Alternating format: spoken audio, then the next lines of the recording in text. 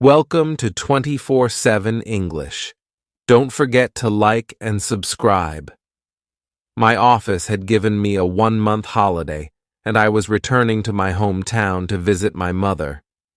This time, my mother was unusually excited about my arrival, which I found strange. I thought she might have missed me a lot. At 8, I finally departed from the station and went straight to my home. The door opened, and behind it stood my lovely mother. "Oh, my dear son, finally you are back home," she said, with tears in her eyes. I hugged her when I saw her emotional face.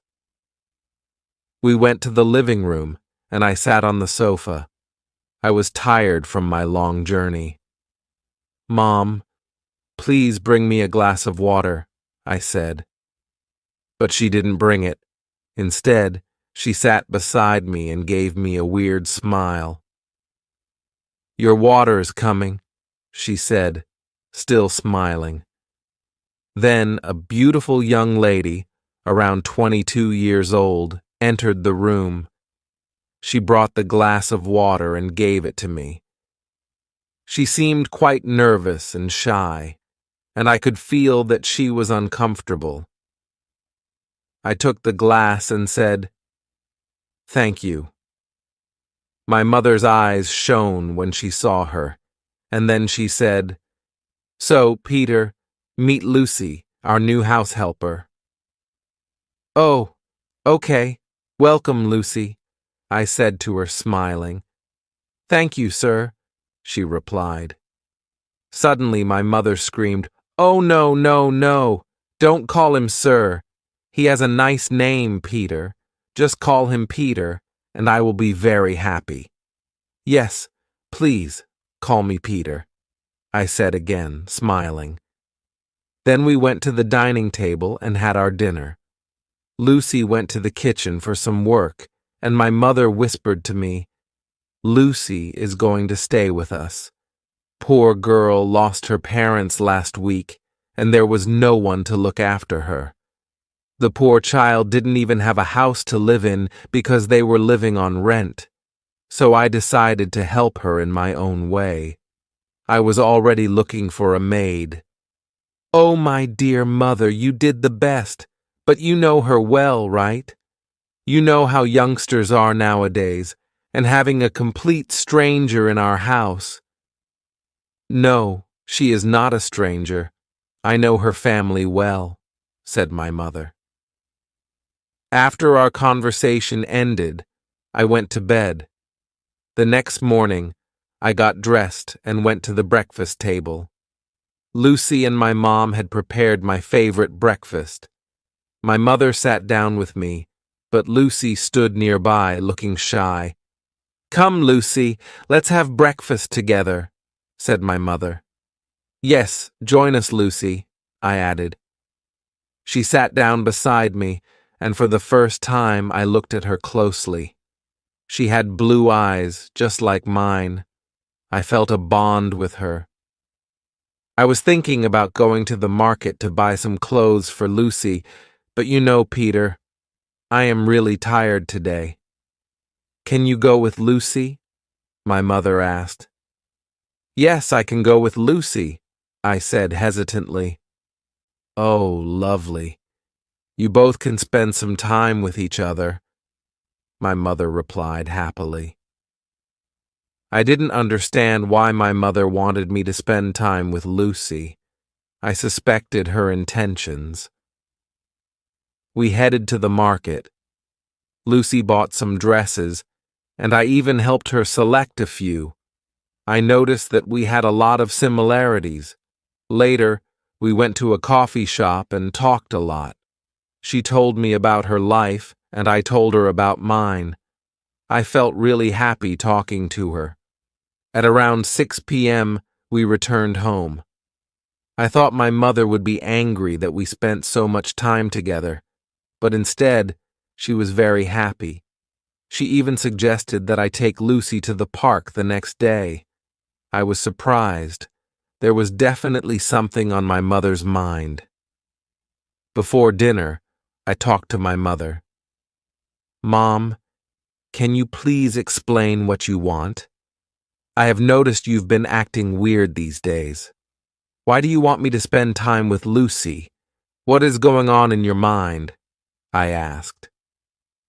"I know what you're thinking, Peter, but believe me, I really love Lucy, and I don't want to treat her like a maid. I just want her to feel like she's part of our family," replied my mother. I didn't say anything after that. It was clear that my mother wanted to make Lucy a part of our family, and the only way that could happen was if she became my wife. Lucy prepared my favorite cake to thank me. After we had it, we went to the terrace, where we shared a special moment. We laughed and talked, and for a moment, our eyes met in silence. She looked beautiful in the moonlight. I held her hand, and she smiled at me. What a beautiful night it was. I went to bed, but I couldn't sleep. I was just thinking about Lucy. From the very first day, I had felt a special bond with her, and now I knew that I was in love. I needed to tell my mother and Lucy. My mother would be very happy because this is what she had wanted all along. I decided I would propose to Lucy the next night. Early the next morning, I went to buy a ring for Lucy. I made some arrangements in the backyard, decorating it with lights and flowers. My mother had no idea I was going to propose to Lucy. I thought I would tell her later. At night, I took Lucy to the backyard. She was so happy to see the arrangements I had made for her. Then I bent down on my knees, took out the ring, and proposed to her. She was overjoyed and had tears in her eyes. Then she screamed, "Yes, yes, yes!" Hearing her voice, my mother came into the yard. She saw the ring in my hand and Lucy in front of me. I was just putting the ring on Lucy's finger when my mother shouted, "What is all this? What are you doing, Peter?" I laughed and replied, "I am going to marry Lucy, my first love, and this is what you wanted me to do. Believe me, Mother, I am the happiest man today." "What nonsense! You can't marry her. Are you both out of your senses?" my mother shouted, and then she fainted.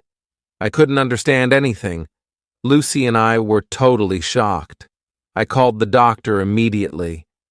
After the checkup, the doctor told me that my mother had a panic attack.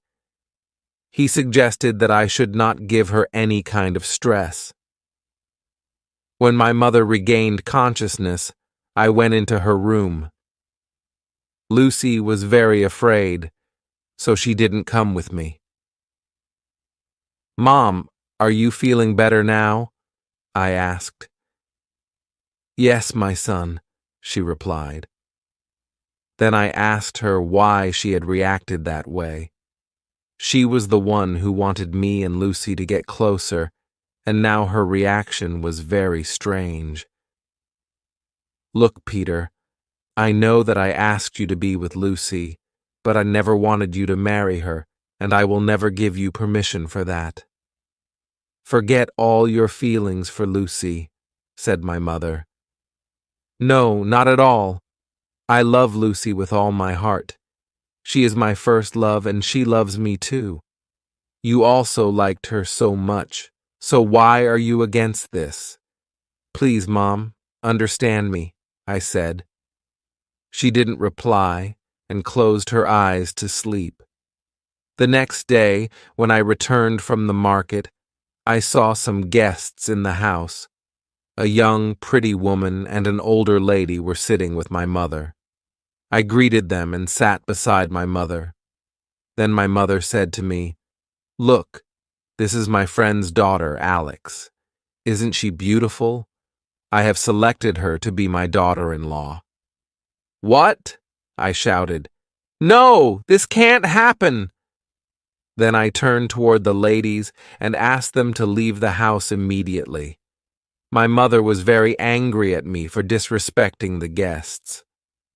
How could you even think of marrying me to someone else? You know I love Lucy, I said. But I have already told you that you can't love Lucy, replied my mother. But why? Please give me a reason. Can't you see the pain in my eyes? I said. I cannot give you a reason now. It's not possible, my mother replied. You have to give me a reason, or I will take Lucy and get married without you, I said angrily. My mother started to cry. Then she said, Peter, my son, I love you so much. I cannot lose you. I don't want you to hate me. If you want to know the reason, then wait for my death. I was so angry at that time that I said something terrible. Then die, Mom. I still regret saying that to my mother. After that day, I stopped talking to her. She grew weaker day by day and was always sick. Months passed, and my mom married Lucy to someone else. I tried to stop the wedding, but after seeing my mother's condition, Lucy just wanted to leave the house, so she got married. My mother used to cry every day. The doctor said that she had only a few days left. One day, as I was returning home, I saw a few people gathered outside my house. I was afraid. One man came forward and told me that my mother had died. I rushed inside the house to see her. I felt as if I had lost everything. It was the worst day of my life. The day after my mother's death, I went into her room and found a letter. It was written by my mother. I started to read it. Peter, I know you hate me, but I couldn't tell you the truth, because if you knew, you would hate me even more. I didn't hate Lucy. In fact, I loved her. She was like my daughter, and I wanted you to treat her like a sister, not a lover. But it's time for you to know the truth, and I request that you don't hate me after reading this letter. I was against your marriage with Lucy because she is your real sister. You have a blood relation with her. I adopted you from a very poor family. I am not your real mother, but believe me, I have loved you like my own child. When Lucy's parents died, I decided to take her in, but it was a wrong decision. Whatever happened is my fault. I am sorry, my son. Please forgive your mother. Don't hate me because I will continue to love you even after I die. When I read this letter, I couldn't believe it. What do I do? What is my mistake?